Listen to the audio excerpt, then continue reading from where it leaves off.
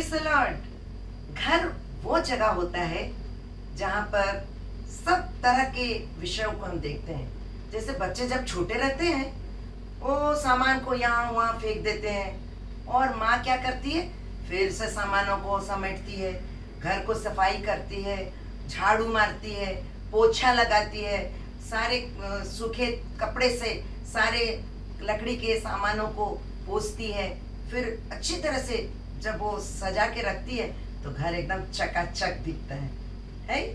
तो ये जो चीज है, इसे जब मैं सोच रही थी हमारे अपने जीवन के साथ में इस बात को कैसे हम रिलेट कर सकते हैं, मैं जब वचन में पढ़ रही थी और वहां पर मुझे एक पद मिला और जो प्रभु यीशु मसीह ने इस पद को कहा कि मनुष्य के मन से जो बाहर निकलता है वही मनुष्य को अशुद्ध करता है।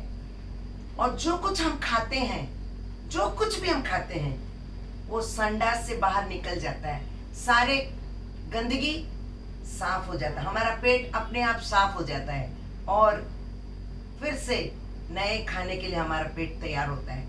लेकिन हमें वो अशुद्ध नहीं करता है, लेकिन मनुष्य के मन के अंदर से जो जो बातें उससे बाहर निकलती है वही मनुष्य को अशुद्ध करती है। जिस प्रकार घर में गंदगी था और एक माँ जाकर उसे सफाई करके उसे बिल्कुल साफ सुथरा करती है, फिर से उसमें रहने के लायक बनाती है और सब बहुत आनंदित होते हैं। घर अगर साफ है सबको बहुत आनंद लगता है।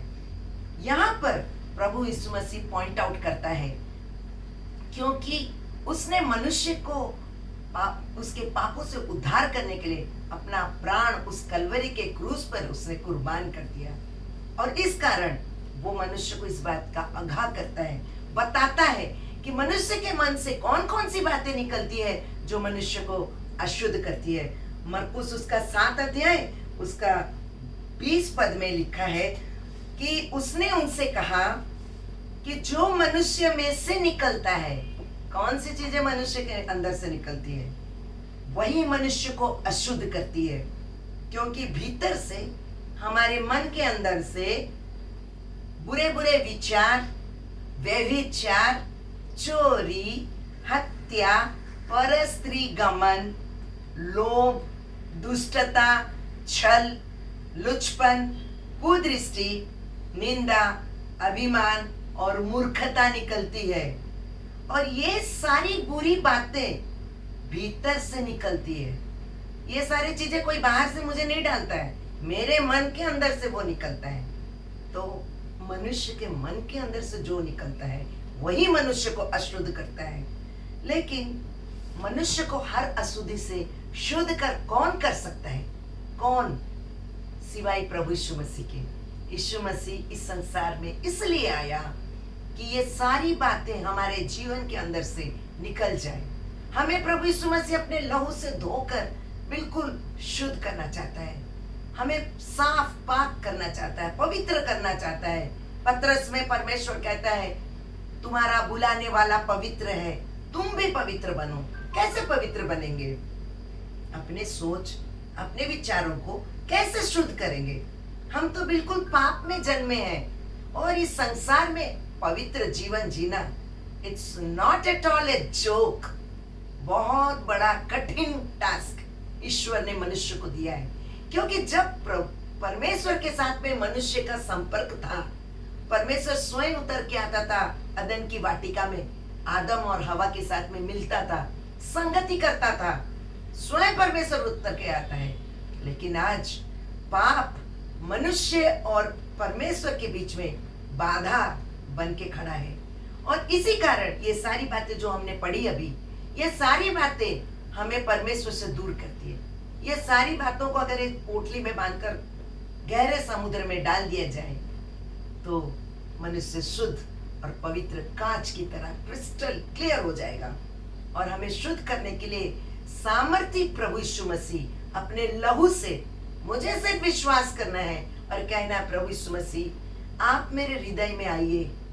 मैंने जो कुछ भी गुनाह किए हैं, ये सारी बातें जो मेरे मन के अंदर से निकलकर, मेरे मन के अंदर से निकलने के कारण मेरे पूरे एटमॉस्फेयर, मेरे जीवन के पूरे पर्सनालिटी को अशुद्ध करती है।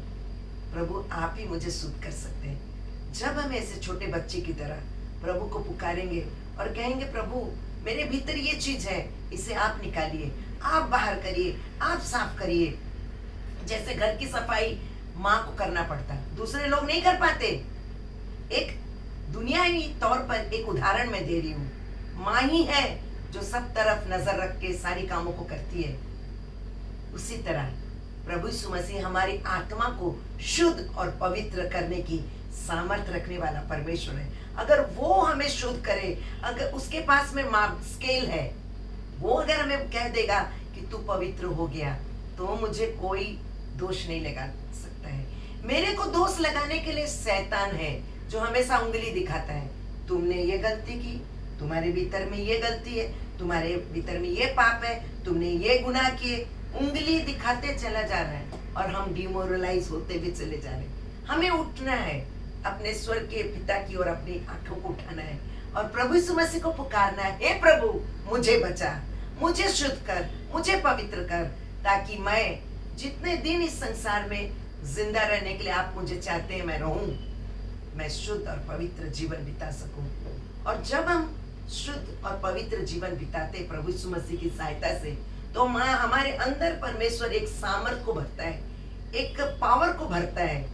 और तब जब जिस मनुष्य के बीच में हम रहते हैं ना, वो लोग भी उससे आशीषित होते हैं। मेरे भाई और बहनों, आप प्रभु को पुकारिए जैसे कि अंदर से वो सब चीज निकले जो प्रभु को भाए, प्रभु को खुश करे।